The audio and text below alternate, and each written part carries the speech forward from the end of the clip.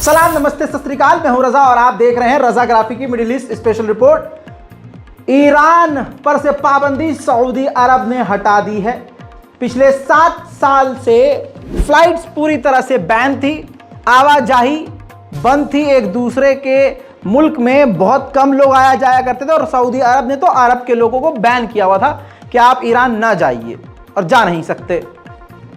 अब ईरान से रिश्ता एक हफ्ते में सब कुछ ठीक हो गया।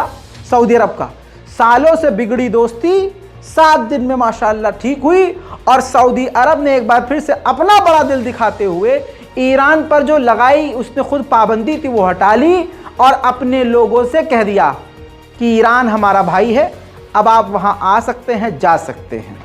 और बताया जा रहा है कि बहुत जल्द सऊदी अरब में यानी इस हज से पहले जो सेशन आने वाला है उससे पहले ईरान के कई दफ्तर सऊदी अरब और जद्दा में खुलने वाले हैं। बात अगर एम्बेसी की करें तो 9 मई को सऊदी अरब में ईरान की एम्बेसी खुल जाएगी। उधर दोस्तों ईरान की फॉरेन मिनिस्ट्री की तरफ से ऐलान कर दिया गया है और खुद अनाउंस किया गया है कि ईरान के राष्ट्रपति ने ऑफिशियली सऊदी अरब के बादशाह को इनवाइट कर दिया है, यानी किंग सलमान को बुलाया गया है। वहीं आपको बता दूं कि ईरान का जो तानाशाह का बेटा है रजा पहलवी, वो इजराइल पहुंचने का ऐलान कर चुका था। अब ये तस्वीर देखिए, वो इजराइल पहुंच गया जिसका जमकर इजराइल ने स्वागत किया और करना बनता भी है, क्योंकि ये वो रजा पहलवी है जिसके बाप की हुकूमत ईरान पर थी और इसके दौर में ईरान में महिलाएं नंगी तक घूमती थी 2 पीस पहन के। जैसे यूरोप का हाल था और हाल है, वैसे ही यूरोप से आगे चल रहा था नंगेपन में ईरान।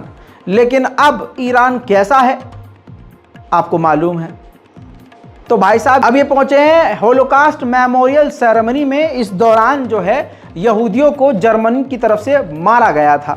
अब ये तस्वीर देखिए जिसमें आप देख रहे हैं कि यहूदी एक महिला अधिकारी के साथ वो खड़े हुए हैं किसी म्यूजियम में। और अगली ये तस्वीर देखिए जिसके अंदर उन्होंने मीडिया को इंटरव्यू देते हुए, यहूदी चैनल को इंटरव्यू देते हुए कहा कि ईरान की जो रजीम है, ईरान की जो सरकार है, वो ईरान के लोगों को रिप्रेजेंट नहीं करती।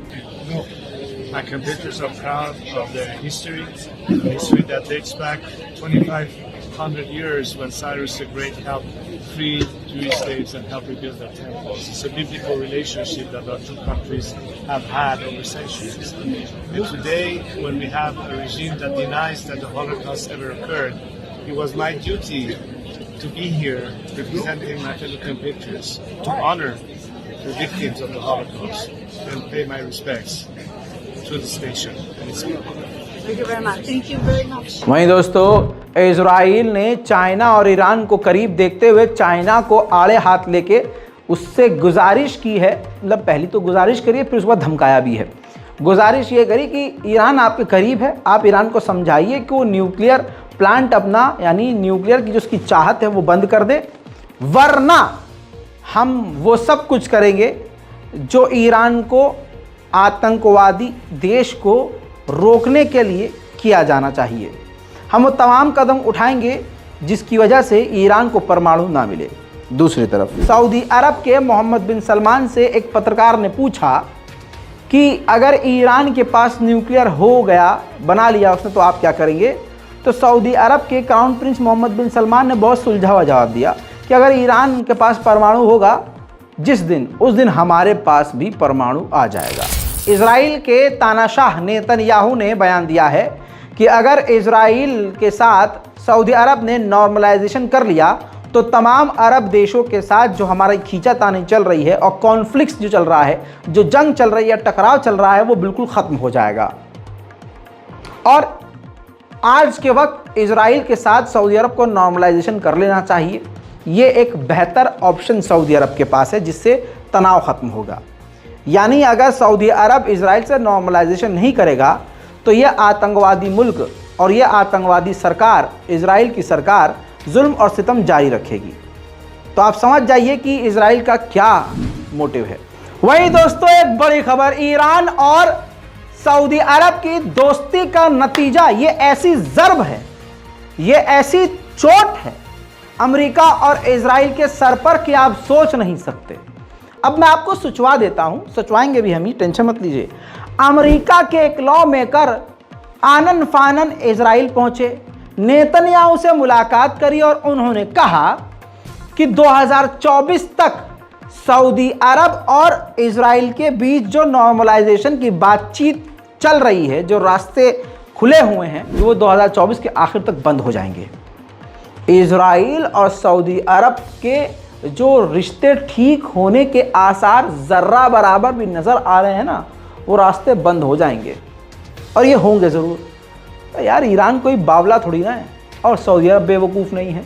सऊदी अरब, देखिए मैं फैक्ट बताता हूँ, सऊदी अरब हथियार किससे लेता था? अमेरिका से।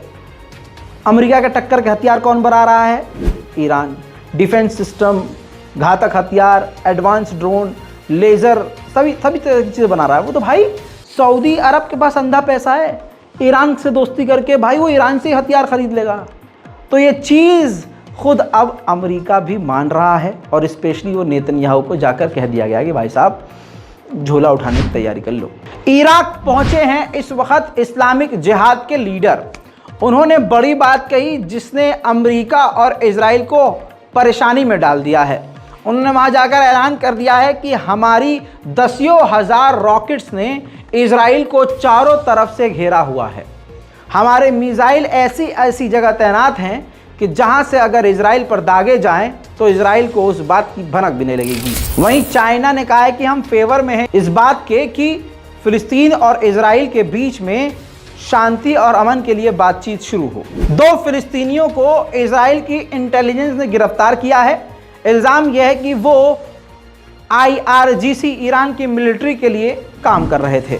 वहीं सैकड़ों की तादाद में, बल्कि हज़ारों की तादाद में फ़िलिस्तीन और गाज़ा के और अलग अलग इलाके यानी टोटल फ़िलिस्तीन के लोगों को कैद में रखा गया है इजराइल की, और बिना चार्जेस के रखा गया है। तो गाज़ा में ये देखिए, गाज़ा के लोगों ने प्रिजनर्स डे सेलिब्रेट किया है और इजराइल के झंडे को आग लगाते हुए पूरे गाज़ा में ज़बरदस्त प्रदर्शन किया है।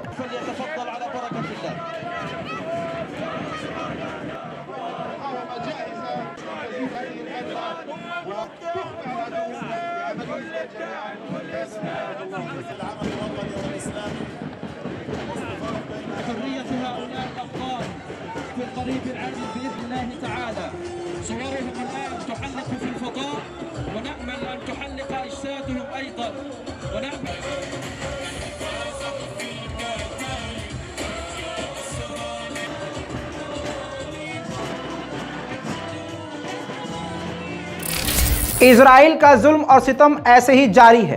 हेब्रोन के इलाके में एक फिलिस्तीनी लड़की को गोली मारकर कत्ल कर दिया, फिर बाद में इल्ज़ाम ये लगा दिया, हटा दो इसे। Very good. मैं माफ़ कीजिएगा, मैं आपको पूरा दिखा नहीं सकता क्योंकि वीडियो को फिर डिलीट कर दिया जाता है, तो समझा करिए आप मेरी बात। इल्ज़ाम ये लगाया इस लड़की पर गोली मारने के बाद कि इसके हाथ में चाकू था और इसने चाकू से मिलिट्री पर हमला किया था और ये ज़बरदस्ती किया जाता है। ज़बरदस्ती मुसलमानों को मारा जाता है। भारत के मुसलमान बहुत अच्छे से इस खबर को समझ सकते हैं, बहुत अच्छे से। अब दूसरी तस्वीर दिखाता हूं। ये CCTV फुटेज है। एक इजराइल की मिलिट्री वैन गुजर रही है और देखिए फिलिस्तीनी इंसान की गाड़ी किनारे खड़ी है, जबरदस्ती जाकर उस पर गाड़ी चढ़ाने की कोशिश करी है, जबरदस्ती उसको टक्कर मारी है। दोस्तों हालात बदल रहे हैं और सबसे बेहतरीन बदला लेने वाला अल्लाह है और सब्र करने वालों के साथ अल्लाह है। अगर आपको मेरी इस बात से कोई दिक्कत है तो अलग बात है, अगर आप मेरी इस बात से सहमत हैं, क्योंकि ये मेरी बात तो है नहीं, आप जानते हैं ये किसने कहा है और किस किताब में लिखा है। अगर आप मेरी बात से सहमत हैं तो इस रिपोर्ट को हर जगह शेयर कीजिए, क्योंकि अब मैं आपको तस्वीर ऐसी दिखा रहा हूं जो आपको देखकर हैरानी होगी। लंदन में यहूदियों ने ही इजराइल का झंडा जला दिया फिलिस्तीन के समर्थन में। देखिए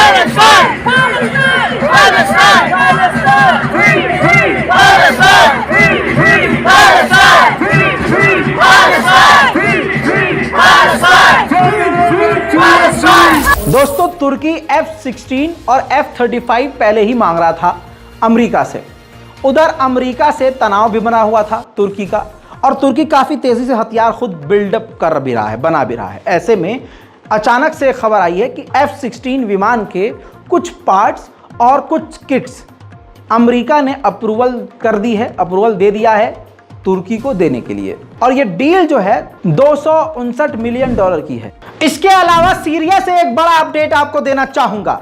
याद है ना, सीरिया पर कुर्दिश लोगों को निशाना बना रहा है लगातार, और उधर से कुर्दिश लोगों ने भी तुर्की को निशाना बनाया, जिसमें 4 तुर्की के सैनिक घायल हुए थे। कल तक मैंने आपको यह खबर दी थी।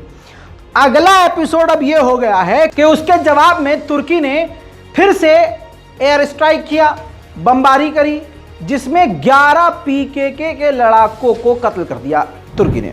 दोस्तों, फिलिस्तीन अथॉरिटी के प्रेसिडेंट महमूद अब्बास तो पहुंचे हुए हैं इस वक्त सऊदी अरब, लेकिन हमास को, यानी जहां कंफर्म था कि हां 2-4 घंटे के अंदर यह खबर कंफर्म है कि अगले 6 से 7 घंटे के अंदर हमास के लीडर इस्माइल हानिया सऊदी अरब होंगे, न जाने क्या हुआ कि सऊदी अरब ने इस्माइल हानिया को वीज़ा ही नहीं दिया। वहीं दोस्तों, महमूद अब्बास यानी फिलिस्तीन अथॉरिटी के प्रेसिडेंट को लेने के लिए खुद जॉर्डन का हेलीकॉप्टर फिलिस्तीन उतरा था, और फिर वो वहां से लेकर महमूद अब्बास को सऊदी अरब पहुंचा। उसकी ताज़ा तस्वीर ये है।